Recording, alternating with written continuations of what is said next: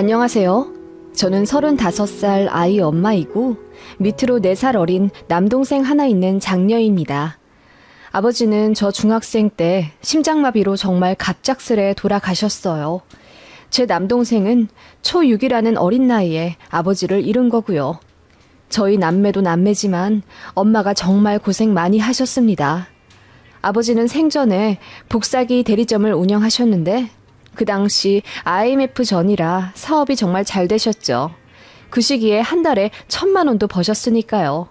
엄마를 많이 사랑하고 아꼈던 자상한 아버지라 어느 날은 계약이 줄줄이 잘 된 운 좋은 날이라며 현금 거의 200만 원 정도의 다발을 갖고 오셔서는 껄껄 웃으며 통째로 저희 엄마 드렸던 장면이 기억나네요. 그렇게 화목하고 금전적으로도 여유로운 집이었습니다. 정말 갑작스레 아빠를 잃었지만 엄마는 자식들 생각해서 슬픔에 빠질 겨를 없이 바로 아빠 사업을 이어받아 대리점을 운영하셨습니다. 모두가 말렸지만 엄마는 하루에 3시간 쪽잠 자가며 아빠 사업을 열심히 하셨고 IMF 터지기 직전에 사업을 정리하셔서 큰 손해 없이 돈 많이 버신 영리한 분입니다. 그 이후에 하신 자영업도 대박이 났고요. 저희 남매 공부도 하고 싶은 만큼 하라며 다 밀어주셨고 공부 욕심 많은 저는 그 덕분에 가회도 원 없이 받았네요. 그래서 저랑 제 남동생 둘 다 좋은 직업 가지고 남부럽지 않게 자리 잡았어요. 다 엄마 덕분이라고 생각합니다. 곱고 아름다운 외모에 야무지신 엄마라 솔직히 아빠 돌아가시고 1년도 안 돼요. 헉소리 날 만큼 좋은 재혼자리도 많이 들어오셨다더군요. 그런데 엄마는 아빠만큼 좋은 사람 만날 자신 없다며 다 뿌리치셨고 저희만 키우며 그렇게 사셨어요. 그런 엄마를 두고 저 혼자 행복하겠다고 연애하고 결혼하는 게 죄책감이 들 만큼 엄마는 정말 자식들에게 헌신하신 분입니다. 저는 5년 전 결혼해서 아이 낳았고요. 제 남동생은 연구소 랩실에서 하루 종일 실험하고 결론 도출하는 게 낙이나이라 20대 때 연애도 거의 안 했네요. 능력이 좋아 대기업 연구소에 입사한 남동생이고 연봉은 1억이 넘습니다. 돈 꽤 잘 벌어요. 그렇게 번 돈을 자기는 쓸 데도 없다며 그대로 엄마한테 다 드렸던 순둥이였죠. 그리고 엄마 명의 체크카드 하나 갖고 다니는 애였는데 한 달에 교통비로 5, 6만 원 쓰는 게 다였어요. 실수령이 월 700만 원이 넘는데 쓰는 건 10만 원도 안 된다니 말도 안 되죠. 식사는 전부 구내 식당에서 하고 친구들 만나도 한강에서 따릉이 빌려 자전거 타고 커피 마시다 컵라면 먹고 일몰 전에 들어오는 애예요. 제 동생은 엄마 닮아 잘생겼고 또 저희 집이 돈도 많은 편이기 때문에 소개팅 권유도 무지하게 많이 받은 걸로 알고 있어요. 그래도 나이 28살 다 되도록 못소리라 제가 걱정을 참 많이 했습니다. 그러다가 너무 놀라운 소식을 들었죠. 남동생이 연애를 한다는 반가운 소식이었어요. 소개팅 같은 건 질색하는 애라 받아본 적도 없어서 신기하더라고요. 어디서 만났냐고 물으니 주말마다 가는 도서관에서 만났다고 하더라고요. 나이는 제 남동생보다 2살 많다고 했고요. 그 여자가 제 남동생한테 먼저 말을 걸었대요. 자기가 찾는 책이 있는데 아무리 봐도 없다면서 좀 찾아줄 수 없냐고 제 남동생한테 부탁을 했는데 그 책이 하필이면 제 동생이 엄청 좋아하는 작가의 잘 안 알려진 소설이었다네요. 그래서 이거 사람들 잘 모르는데 어떻게 아시냐고 물었더니 그 여자애가 정말 잘 알지 못하면 말할 수 없는 지적 정보들까지 줄줄줄 말해주더래요. 남동생은 같은 작가를 선호하는 공통점에 반가웠고 여자랑 처음으로 대화가 통한다는 느낌에 너무 좋았다네요. 그렇게 도서관에서 이야기를 1시간 정도 하다 그 여자가 먼저 번호를 물어봤고 그렇게 제 남동생의 첫 연애가 시작된 거라더군요. 이야기만 들었을 땐 제 입가에 웃음이 가실 수가 없었어요. 도서관에서 만난 첫 여자친구라니 너무너무 귀엽고 궁금하더라고요.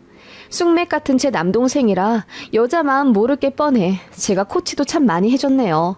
선물은 어떤 걸 줘야 한다. 데이트 코스는 여자가 원하는 위주로 잘 짜봐라.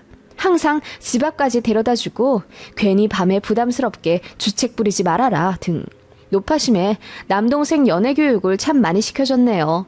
그래서인지 꽤 수월하게 연애하는 듯 했어요. 연애 초에 제가 사진도 한번 봤는데 연예인 뺨치게 예쁘더라고요.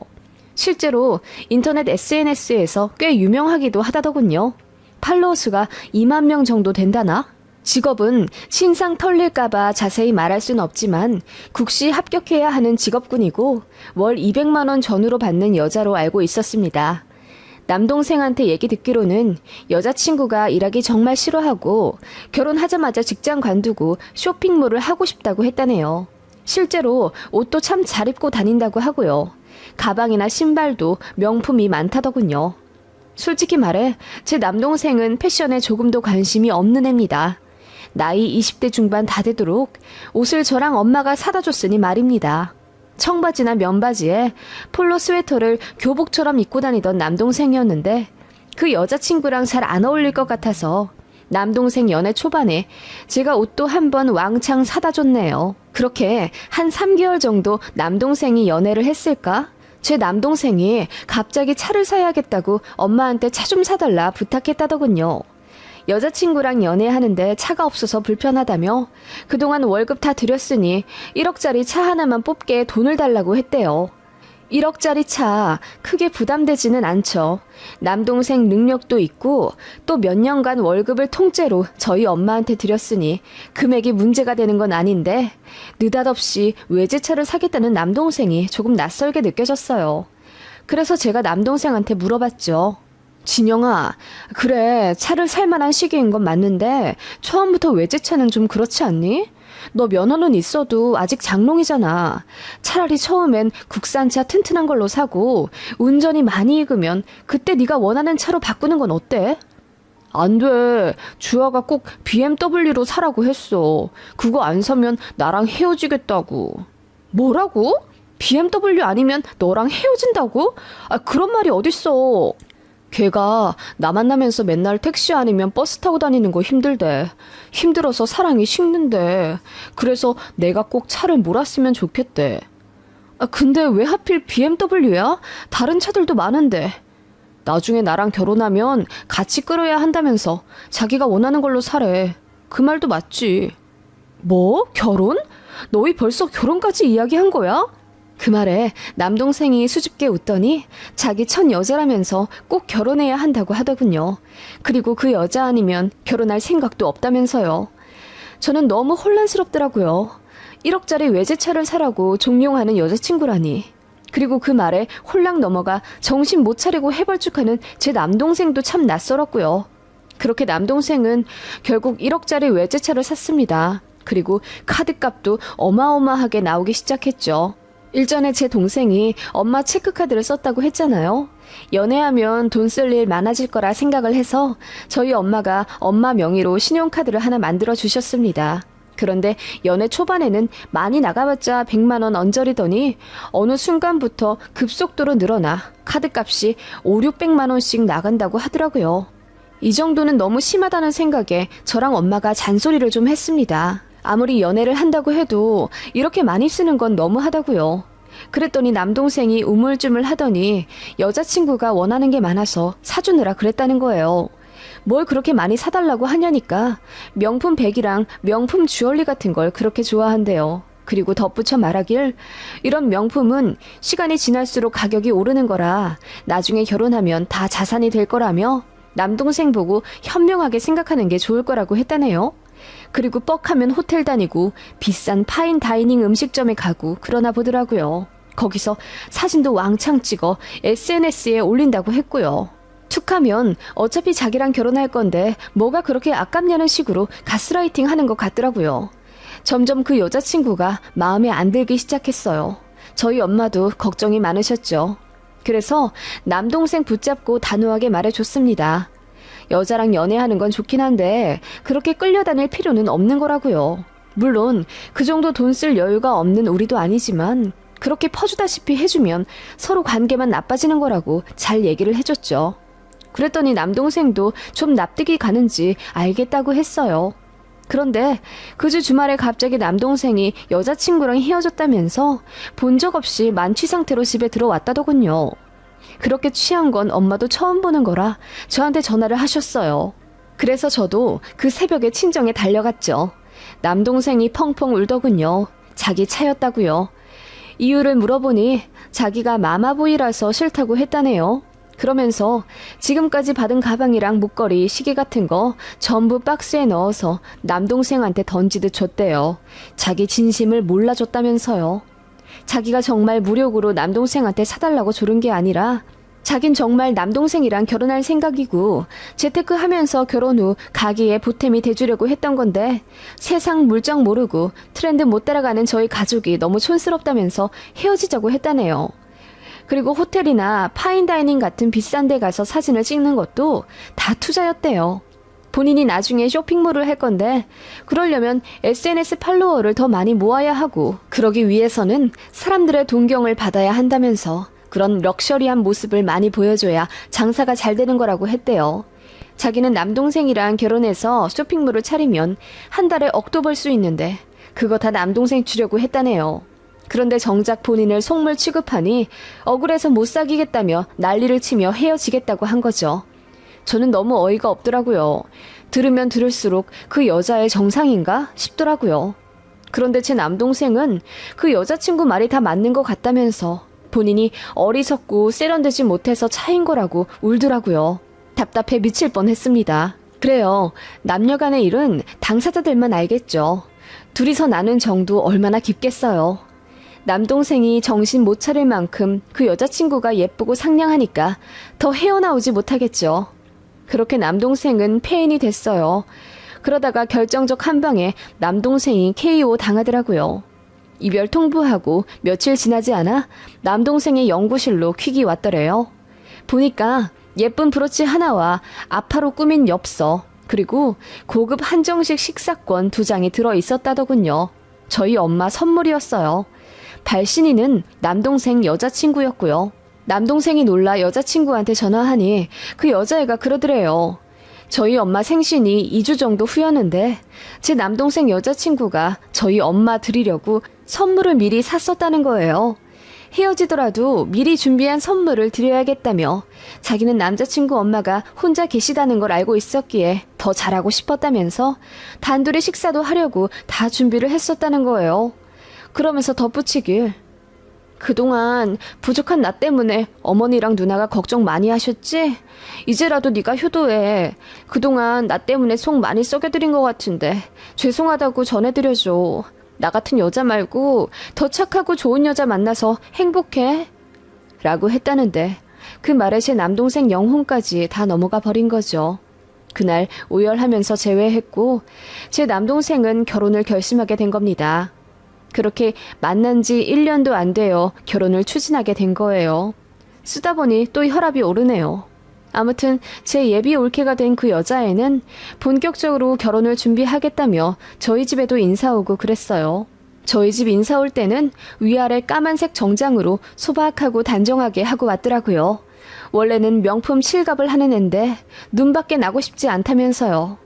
그리고 진짜 어찌나 살갑게 잘하는지 저희 집 인사 오던 날 설거지까지 자처해서 열심히 하더라고요. 저랑 엄마가 그렇게 말렸는데도 한사코 자기가 해야 한다며 팔 걷어붙이고 고무장갑도 안 끼고 설거지하다가 그릇을 놓쳐서 깨뜨리는 바람에 결국 피를 봤어요. 그 모습에 남동생이 기겁을 하면서 그러게 왜 설거지를 해? 자기는 손님이라니까.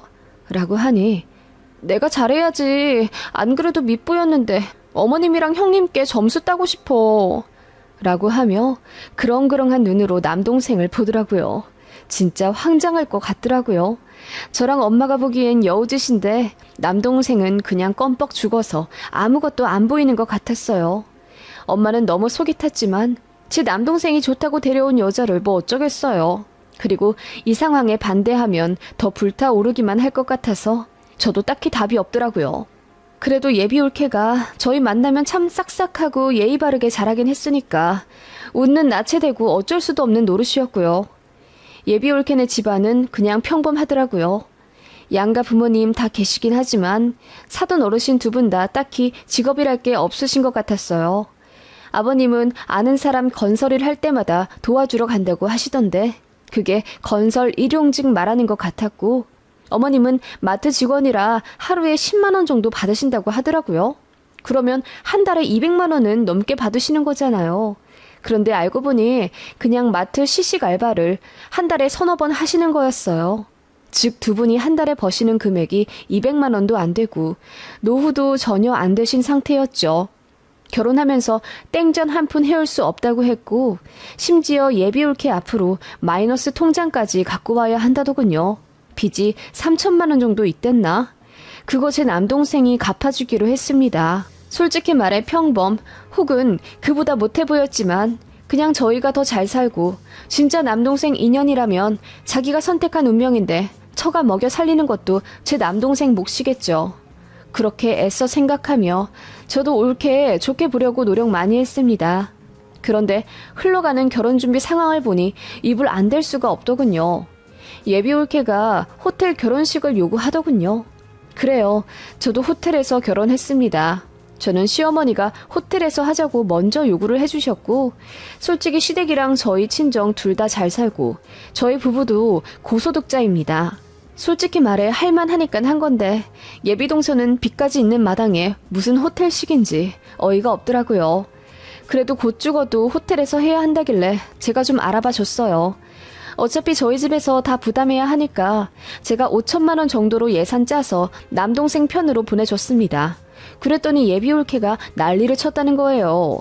자기는 곧 죽어도 신라 호텔에서 해야 한다면서 1억 2천 정도 생각했다는 거예요. 저희가 미쳤습니까?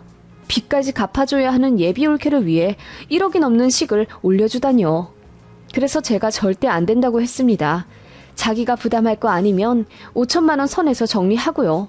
그랬더니 예비올케가 저한테 직접 전화를 하더군요. 형님, 저예요. 다름이 아니라 예식 문제 때문에 전화를 드렸는데요. 아무리 생각해도 저희 부부한테는 신라 호텔이 어울릴 것 같아요. 저도 얼굴 드러내며 사업하는 사람이라 그런 것들이 전부 투자거든요. 형님, 제가 결혼하고 나서 정말 잘할게요. 어머님한테도 깍듯이 진짜 잘할 자신이 있어요. 그러니까 식만 제발 제가 원하는 대로 해주시면 안 될까요? 제 평생의 소원이에요. 하면서 펑펑 우는 거예요. 아, 이런 여우 같은 모습에 제 남동생이 껌뻑 넘어갔구나 싶더군요. 속으로 혀를 끌끌 찼지만 애써 좋게 포장해. 우리 엄마가 진영이 아파트도 해줘야 하는데 좀 빠듯할 것 같아. 엄마는 이왕이면 30평대로 해주시겠다고 하는데 그럼 20평대도 괜찮아? 라고 했더니 우물쭈물 하면서 그럼 30평대로 하고 식은 5천만 원대로 하자더군요. 선심 쓰듯이요. 그게 시작이었습니다. 예물은 1,500만 원짜리 샤넬 백이어야 하고 반지 다이아도 자기가 다 알아왔더군요. 그거에 스드메에 웨딩카에 기타 등등 부가 비용까지 결혼준비 비용 전부 합치니 거의 2억이 다 되어 가더라고요. 집은 저희 엄마가 알아봐주고 제 남동생 연구소 근처에 있는 아파트 단지로 자가 계약하려고 했습니다. 그 아파트가 9억 정도였고 엄마가 제 남동생 명의로 사주신다고 했어요. 그렇게 알아두라고 했더니 예비올케가 또 난리가 난 겁니다. 왜 강남으로 안 해주냐면서 강남이 안 될 것 같으면 잠실 정도는 되어야 한답니다. 그 정도면 20억이 넘어요. 엄마는 제 남동생 신혼집에 그 정도까지는 생각을 안 하셨거든요. 게다가 왜 공동명의가 아니냐면서 역시 자기를 무시하고 싫어하시는 거라면서 죽고 싶다고 남동생 앞에서 울었다는 거예요. 그래서 엄마가 너무 열이 받아서 참다 못해 예비올케에게 화를 내셨습니다. 우리가 결혼 비용이며 신혼집까지 싹 해가는데도 우리 진영이는 예물시계 하나 못 받는 것도 나는 사실 너무 화가 나. 그래도 우리 아들이 좋다고 데려온 여자니까 이 정도는 해주는 거지. 도대체 너는 어디까지 바라는 거니? 이럴 거면 나는 결혼 못 시킨다. 항상 인자하게 웃으셨던 저희 엄마가 처음으로 화를 내며 파혼을 내비쳤더니 예비올케가 덜컥 겁이 났던 건지 저희 본가 찾아와 싹싹 빌며 다신 안 그러겠다고 울더군요. 그리고는 제 남동생한테 어떻게 얘기했는지 저희 엄마 무서워서 결혼하면 시집살이 당할 것 같다. 신우될 사람인 저도 너무 엄하고 무섭다면서 흐느껴 울었대요. 남동생이 저랑 엄마한테 식사 한번 하자고 하더니만 자기 예비 신부한테 너무 빡빡하게 굴지 않았으면 좋겠다고 얘기하더군요. 제가 너무 화가 나서 네가 결혼할 여자 지키는 것도 좋지만 쌍방 얘기는 들어보고 편을 들던지 해야 할 것 아니니? 너 애가 왜 이렇게 멍청이가 됐어? 라고 소리를 질러버렸습니다. 사실 제 남동생 너무 순하고 착해서 어릴 때도 한 번도 안 싸웠어요. 커서도 큰 소리 한 번 안 내고 잘 지냈던 저희 남매였는데 저도 오죽하면 그랬겠어요.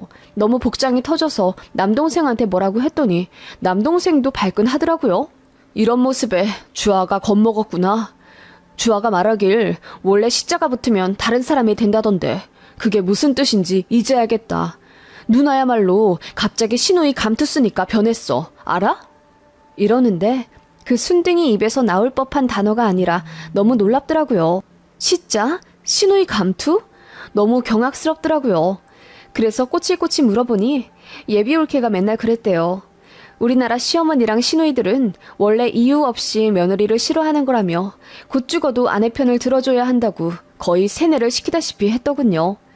어이가 없어서 식사 자리 파토내어 엄마 일으켜 세웠습니다. 엄마는 집에 오시는 내내 통곡하며 우셨고 저도 답답해서 미칠 것 같더라고요. 그러다가 결정적인 사건이 하나 터지게 된 겁니다. 남동생 호텔 식장 예약을 일단 한 상태였어요. 결혼 8개월 전이었죠. 스드메랑 신혼여행지, 예물 예당 같은 거 알아본다고 남동생 바쁘더라고요. 제발 파혼하길 바랬지만 예비올케가 어찌나 세심하게 가스라이팅 해놨는지 남동생은 바보같이 끌려다니고 있었고요. 제 남동생이 어느 날 이러더군요. 누나, 결혼하면 엄마가 합가하자고 하진 않으시겠지? 합가? 글쎄, 엄마가 나중에 편찮으시거나 그러면 너나 나나 받으려야겠지. 엄마가 원치 않으실 수도 있고. 왜? 아니, 주아가 그걸 많이 걱정하더라고. 엄마가 자길 싫어하셔서 같이 사는 게 무섭다면서. 근데 엄마가 혼자 계시니 내가 책임져야 하는 거 아니냐면서. 뭐? 아니 책임을 지고 말고가 어딨어. 우리 엄만데. 그리고 합가할 수 있는 상황이 되면 해야지. 나도 우리 시댁이랑 여차하면 합가할 수도 있어. 결혼이란 게 다 그런 거 아니니? 그럼 너 엄마 버릴 거야? 엄마가 우리 위해서 얼마나 고생한지 몰라? 네 신혼집이랑 결혼 자금까지 다 대주시는데? 제 말에 남동생은 생각이 깊어지는 듯 아무 말도 없더군요. 그러더니 슬그머니 종이 한 장을 내미는 거예요. 누나, 이거 좀 읽어봐. 남동생이 내민 것은 각서였습니다. 내용을 보고 기함했죠. 절대로 시어머니와 합가하지 않는다. 홀어머니는 누나가 모시는 것으로 합의한다. 이를 어기지 않을 시 이혼한다. 아이가 있는 상태라면 한 아이당 양육비 200만 원, 아이가 없을 시 위자료 10억을 준다. 예비올케가 꾹꾹 눌러 쓴 그 각서에는 제 남동생의 지장을 기다리는 듯한 빈칸이 있었어요. 남동생이 그걸 보며 암울한 표정으로 말하더군요. 홀어머니 있는 남자는 결혼시장에서 최악이래. 내가 홀어머니가 있다는 핸디캡 때문에 나중에 결혼도 못할 거라고 하더라. 이런 집안에 시집오는 본인한테 고마워하진 못할 망정 신혼집이랑 결혼비용 대주는 걸로 유세 떠는 시댁이 너무 섭섭하대. 그 말에 저는 울려고 하지 않았는데도 눈물이 절로 나오더라고요. 아빠 일찍 돌아가시고 엄마가 얼마나 고생하셨는지 잘 아니까요. 그래도 돈도 많이 버시고 누구 하나 부럽지 않을 정도로 잘 살고 계시는데 홀어머니가 있다는 이유로 결혼 기피 대상이 된다뇨. 저는 너무나 격분해 남동생한테 소리를 질렀습니다. 이런 년이랑 결혼할 거면 너 당장 파혼해. 네가 파혼 안 하면 나 너 다신 안 봐. 내가 이렇게까지 말하는데도 너 정신 못 차려? 라고 했더니 본인도 생각이 복잡하다며 일단 누나한텐 말해야 할 것 같다며 털어놓은 거죠.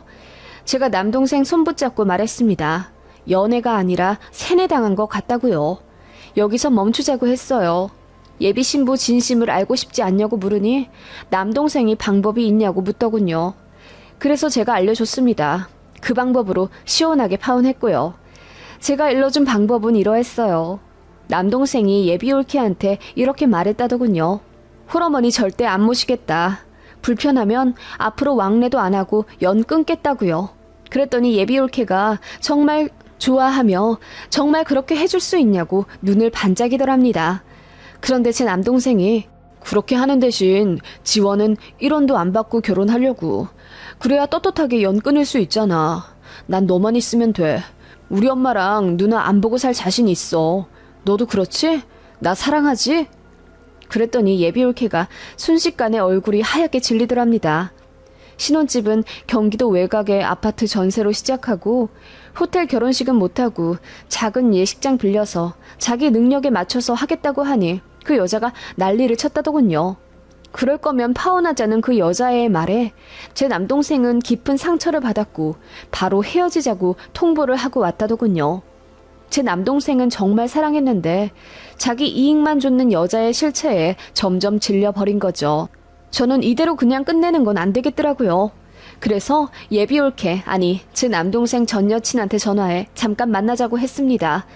그랬더니 걔가 한달음에 약속 장소로 달려와 제 손을 붙잡으며 제발 제 남동생 맘 좀 돌려달라 하더군요. 그래서 제가 못 이기는 척 알겠다고 했습니다. 일단 내 동생이 너에 대해 많이 오해하고 있어. 그러니까 내 동생한테 받은 명품백들 다 되돌려봐. 그때도 그랬잖아. 이거 다 가게에 보탬되려고 계획한 거라 나중에 결혼하면 다 팔아서 가게에 보탤 거라면서. 너의 그런 깊은 마음에 내 동생이 그때 마음을 돌렸으니 이번에도 그렇게 하면 돼. 라고 했더니 그 여자애가 알겠다고 하더군요.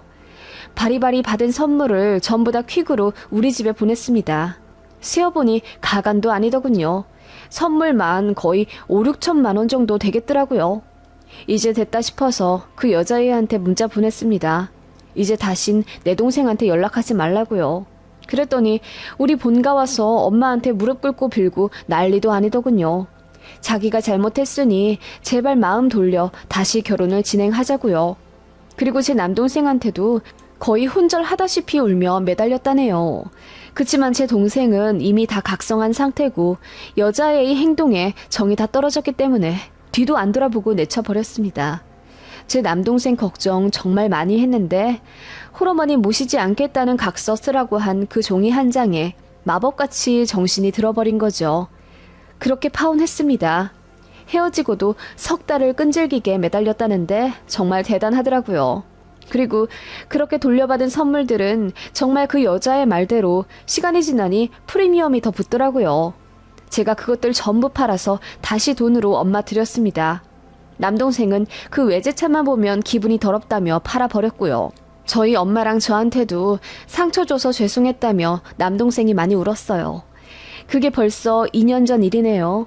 사랑에 눈이 멀어 한순간에 인생 망칠 뻔한 제 동생. 등짝 세게 한번 쳐주고 끝낸 해프닝이었지만 사실 그 1년 좀 안 되는 시간 동안 속 많이 탔습니다. 제 동생도 큰 경험했고요. 나중에 알고 보니 도서관에서의 첫 만남도 그 여자애가 전부 계획한 거더라고요. 멀끔하게 생긴 남자가 깔끔하게 입고 다니며 도서관에서 책 읽고 있는 걸 두어 번 보고 제 남동생이 좋아하는 작가를 눈여겨 살펴본 후 접근한 거더라고요.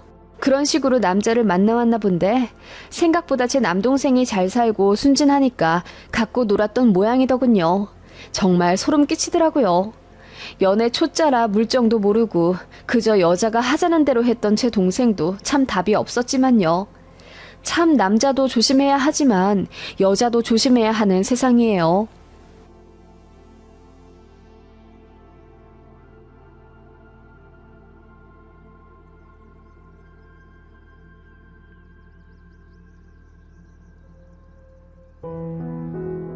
안녕하세요. 이번에 새 아파트로 이사온 아이 둘 엄마입니다. 내 집 마련을 위해 10년 동안 안 먹고 안 입으며 그야말로 피똥 싸게 노력하며 살았습니다. 그러다가 운 좋게 청약이 당첨되어 34평짜리 새 아파트로 이사 오게 된 거죠.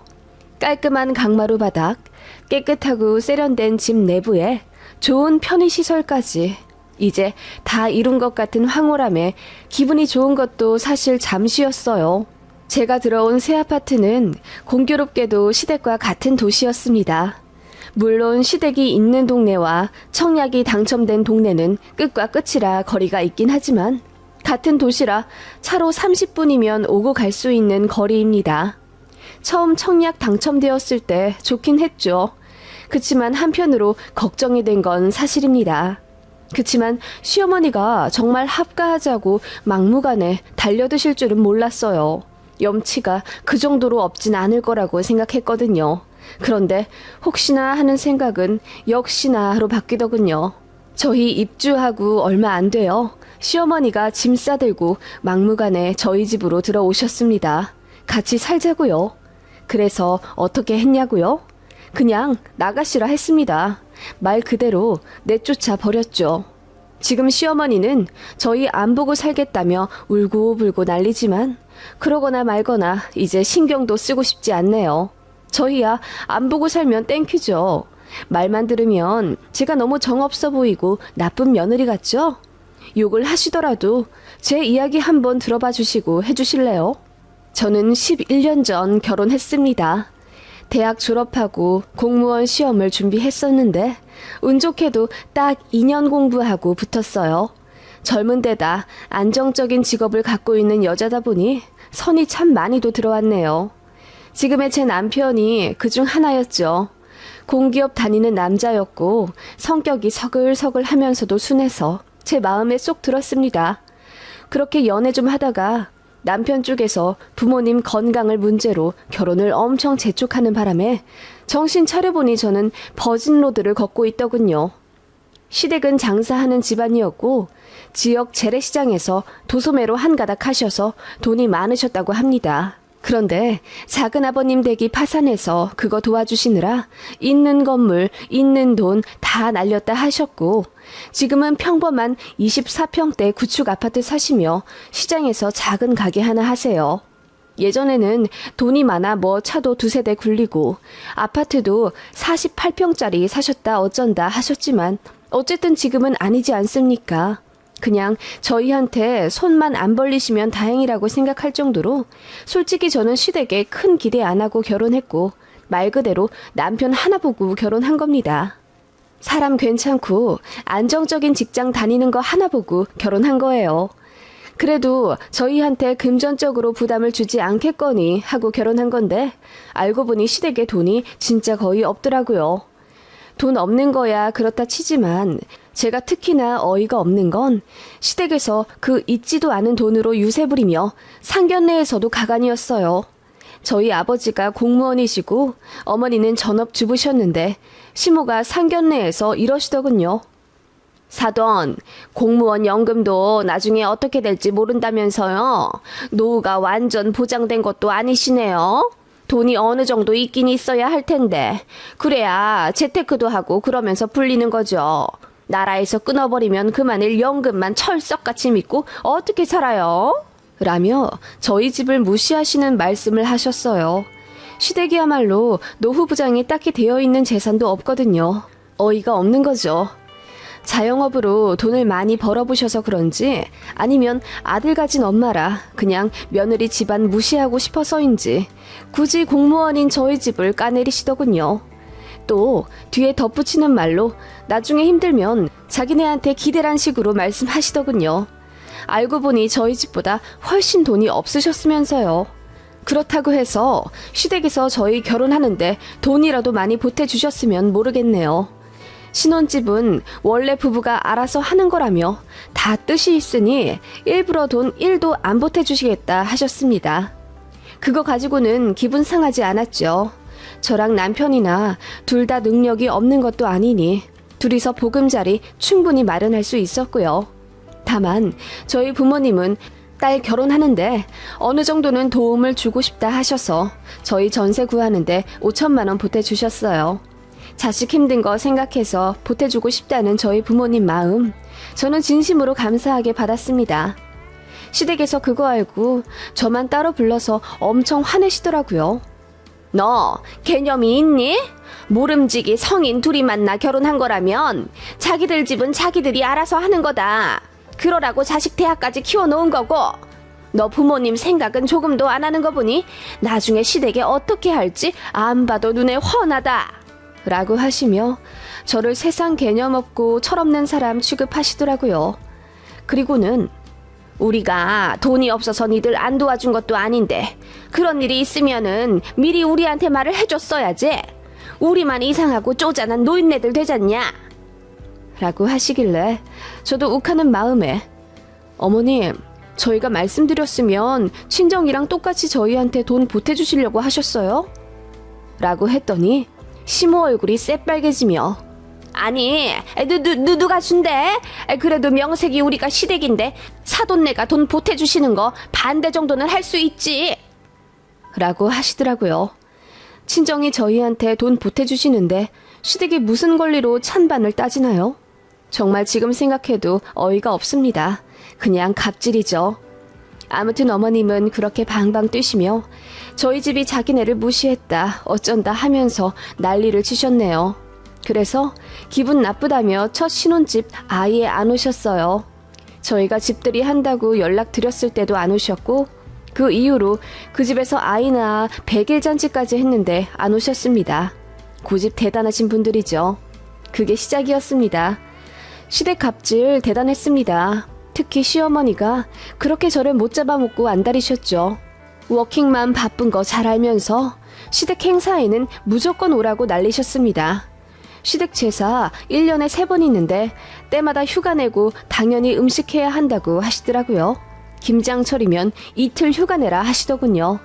어떻게 그렇게 한답니까? 저는 그렇게 못한다고 신혼 때부터 못 박았더니 저희 친정 엄마한테 전화해서 딸을 어떻게 이 지경으로 키우셨냐며 망언을 하시더라고요.